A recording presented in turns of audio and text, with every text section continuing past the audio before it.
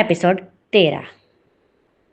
आर्यन के हाथ में वह नीला डेटा चिप है जो रिया के अस्तित्व का बचा हुआ हिस्सा है। उसके सामने 2050 का पोर्टल दहक रहा है। ईशा दूर खड़ी उसे देख रही है। वह बोल नहीं पा रही क्योंकि समय की लहरें अभी भी अस्थिर है। आर्यन चिप को देखते हुए कहते हैं, शास्त्री, तुमने उसे डेटा में बदल दिया, लेकिन तुम भूल गए कि डेटा को डिलीट किया जा सकता है पर यादों को नहीं। आर्यन बिना पीछे मुड़े उस पोर्टल के अंदर कूद जाता है। जब आर्यन दूसरी तरफ पहुंचता है तो वह दंग रह जाता है। यह वह 2050 नहीं है जिसे उसने पहले देखा था। अब यहाँ कोई नीली रोशनी या उड़ती कारें नहीं है। पूरा शहर जल चुका है। आसमान से राख गिर रही है। शास्त्री यानी कि क्रोनोस ने समय की धारा के साथ इतनी छेड़छाड़ की है कि भविष्य एक डेड एंड बन चुका है। तभी मलबे के पीछे से वही 2050 वाली बड़ी रिया, जो विद्रोही वैज्ञानिक थी, वह बाहर निकलती है। वह घायल है और उसका एक हाथ यांत्रिक यानी कि मैकेनिकल हो चुका है। बड़ी रिया कहती है, पापा, आप यहाँ क्या कर रहे हैं? मैंने आपसे कहा था कि पोर्टल बंद कर दीजिए। आर्यन कहता है, मैं नन्ही रिया को बचाने आया हूँ। शास्त्री ने उसे एक चिप में बदल दिया है। बड़ी रिया आर्यन को एक मशीन से जोड़ती है। वह बताती है कि नन्ही रिया को वापस लाने का एकमात्र तरीका है कि आर्यन अपनी पूरी यादें उस चिप में अपलोड कर दे। बड़ी रिया कहती है, पापा, अगर आप अपनी यादें उस चिप में दे देंगे तो नन्ही रिया का कॉन्शियस वापस जाग जाएगा, लेकिन इसका जोखिम बहुत बड़ा है। आप अपनी याददाश्त खो सकते हैं।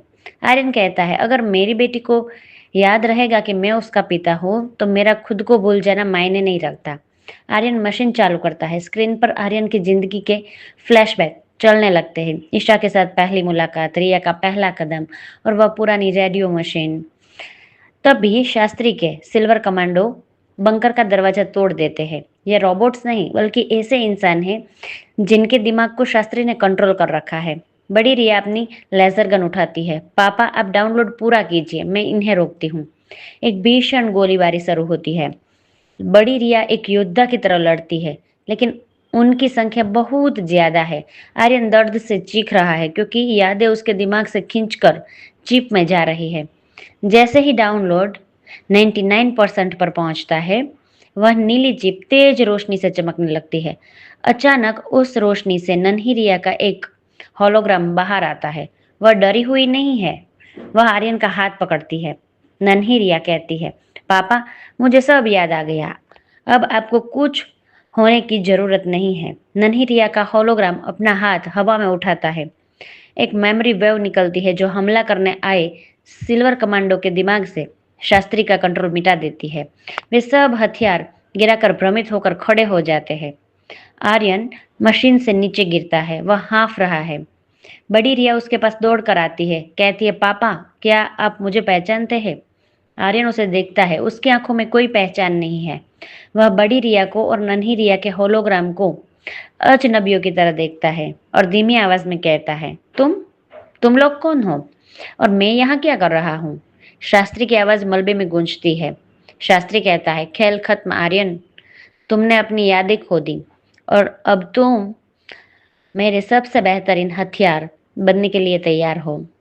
बड़ी रिया देखती है कि आर्यन की आंखों का रंग बदलकर लाल हो रहा है। शास्त्री ने आर्यन के खाली दिमाग को हैक करना शुरू कर दिया है। आगे क्या होता है जानने के लिए सुनते रहे कालचक्र ऑन फ्री स्टोरी एफएम।